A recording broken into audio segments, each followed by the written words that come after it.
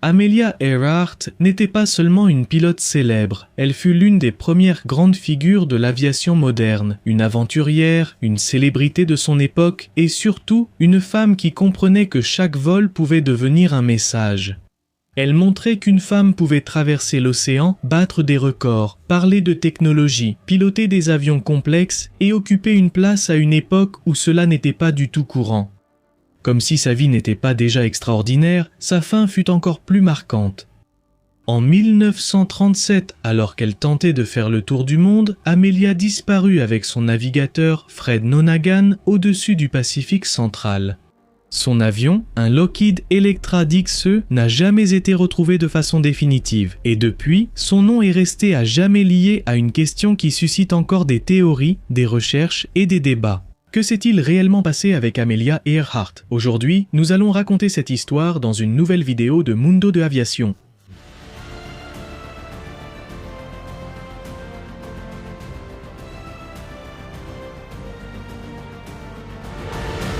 Amelia Mary Earhart est née le 24 juillet 1897 à Atchison, Kansas. Depuis son enfance, elle a montré une personnalité curieuse, indépendante et peu disposée à accepter les limites que la société imposait aux femmes de son époque. Elle aimait les activités de plein air, l'aventure et tout ce qui impliquait de défier l'ordre établi. Pendant la Première Guerre mondiale, elle a travaillé comme aide infirmière au Canada, où elle a été en contact avec des pilotes blessés et a commencé à s'intéresser à l'aviation. À cette époque, voler restait dangereux et expérimental. Les avions étaient rudimentaires, dotés d'instruments basiques et de moteurs parfois peu fiables. Pour cette raison, ceux qui osaient voler étaient vus comme des explorateurs d'une nouvelle ère. En 1920, Amelia a effectué son premier vol en tant que passagère lors d'une démonstration aérienne en Californie. Ce fut un vol court, mais suffisant pour lui changer la vie. Plus tard, elle dira que, dès que l'avion a décollé, elle a su qu'elle devait apprendre à voler. Elle a commencé à prendre des cours avec Netta Snook, l'une des premières femmes instructrices de vol. Pour payer ses leçons, elle a enchaîné divers emplois et économisé un maximum. En 1923, elle a obtenu sa licence de pilote, devenant ainsi l'une des premières femmes à y parvenir. Peu de temps après, elle établissait déjà des records d'altitude et gagnait en reconnaissance dans le monde de l'aéronautique. Pour comprendre l'importance d'Amelia Earhart, il faut se rappeler à quoi ressemblait l'aviation dans les années 20 et 30. Aujourd'hui, un vol transocéanique semble quelque chose de normal, mais à cette époque, traverser de grandes distances était un exploit technique. Il n'y avait pas de GPS, les communications étaient très limitées, la météorologie était moins précise et la navigation dépendait de cartes, de boussoles, de calculs astronomiques et de beaucoup d'expérience. Chaque record aérien montrait que l'avion était plus qu'une machine d'exposition ou de guerre. Les vols de longue distance aidaient à convaincre le public que l'aviation avait un avenir. En 1927, Charles Lindbergh a traversé l'Atlantique en solitaire et il est devenu le premier héros mondial. Ce vol a marqué une époque et Amelia Earhart est apparue à ce moment précis, avec la question de savoir si une femme pouvait accomplir quelque chose de similaire. En 1928, elle a été invitée à participer à un vol transatlantique à bord d'un Fokker. Là, elle n'était pas la pilote principale, mais passagère et observatrice, aux côtés du pilote Wilmer Stoltz et du mécanicien Lewis Gordon. Malgré cela, elle est devenue la première femme à traverser l'Atlantique en avion. La presse a fait d'elle une célébrité et l'a surnommée Lady Lindy, en commençant à la comparer à Lindbergh. Mais Amelia a été honnête sur son rôle, elle savait qu'elle devait encore prouver ses capacités de pilote au cours de son propre vol. Ce moment est arrivé en 1932, Amelia a décollé de Terre-Neuve à bord d'un Lockheed Vega 5B, un monoplan à aile haute rapide et avancée pour son époque. Son objectif était de traverser l'Atlantique en solitaire. Le vol a été difficile, elle a fait face au mauvais temps, à des problèmes mécaniques et à la fatigue. Elle voulait arriver à Paris comme Lindbergh, mais les conditions l'ont obligée à atterrir en Irlande du Nord. Cependant, elle avait accompli un exploit historique, première femme à traverser l'Atlantique en solitaire. Ce vol a changé son image pour toujours. Elle n'était plus seulement une figure médiatique, elle était un pilote capable d'affronter une traversée océanique réelle, à une époque où les marges d'erreur étaient minimes.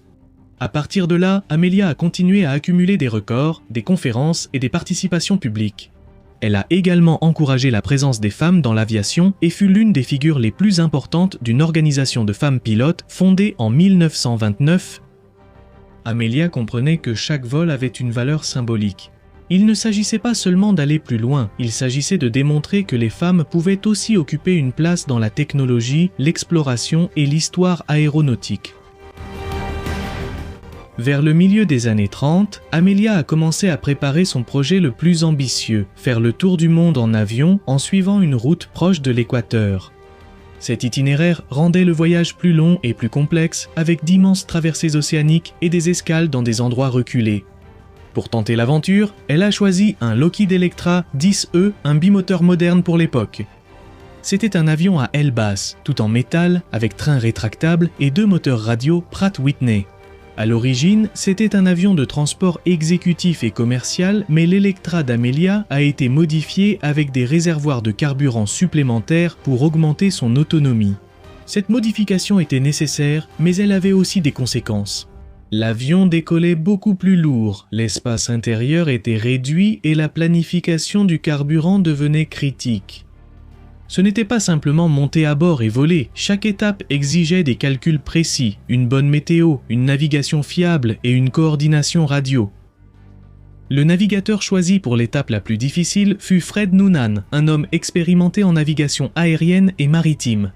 Son rôle était fondamental, surtout lors des vols au-dessus du Pacifique où trouver une petite île pouvait faire la différence entre le succès et le désespoir.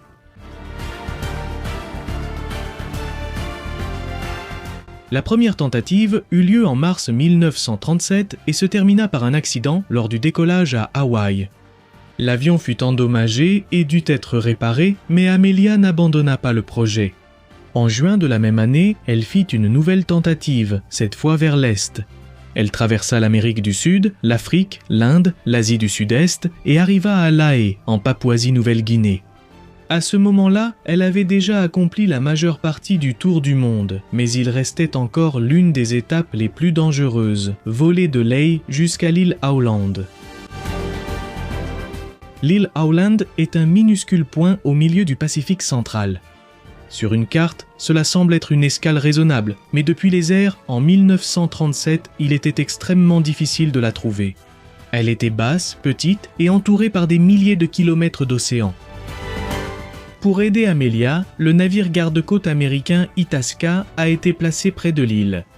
Sa mission était d'émettre des signaux radio, d'aider à la navigation et de servir de point de référence pour l'Electra, mais les communications n'ont pas fonctionné comme prévu.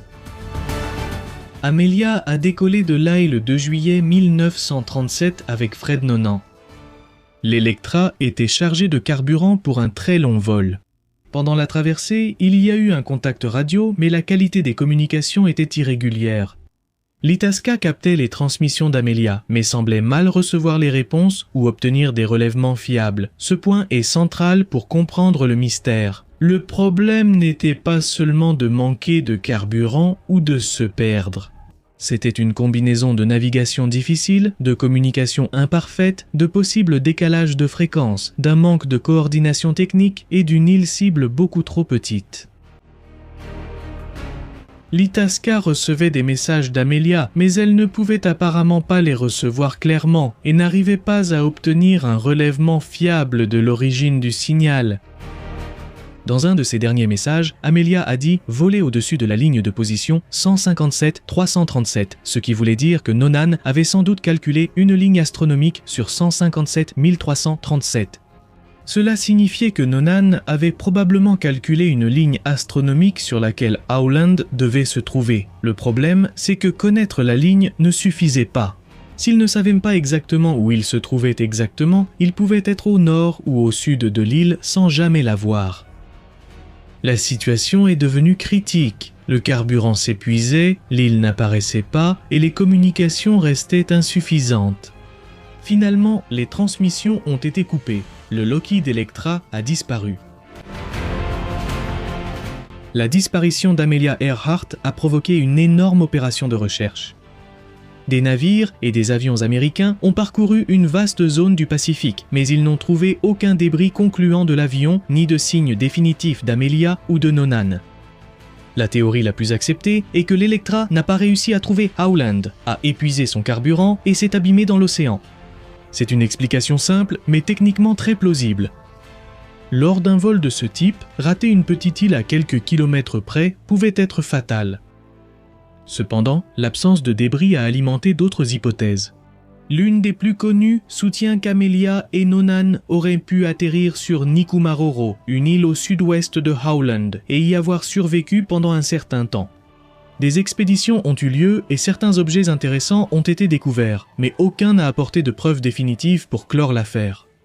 Une autre théorie affirmait qu'ils auraient pu être capturés par les forces japonaises, bien que cette version soit beaucoup plus controversée et ne dispose pas non plus de preuves concluantes.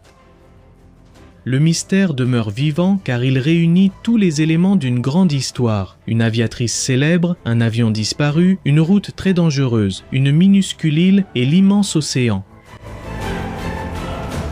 Bien que sa disparition soit la plus mémorable, Amelia Earhart était bien plus qu'un mystère.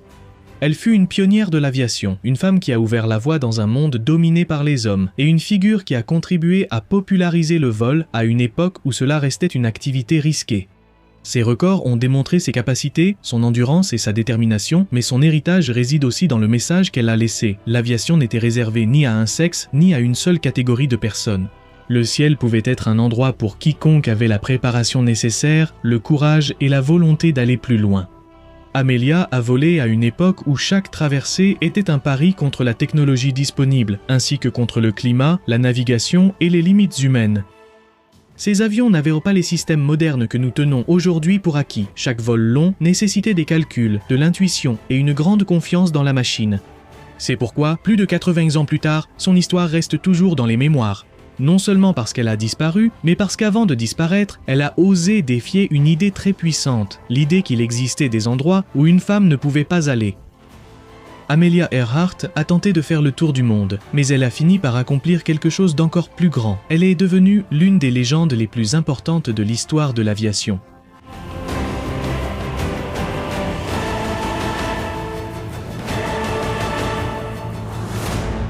J'espère que cette vidéo de Mundo de Aviation vous a plu. À bientôt pour une nouvelle vidéo.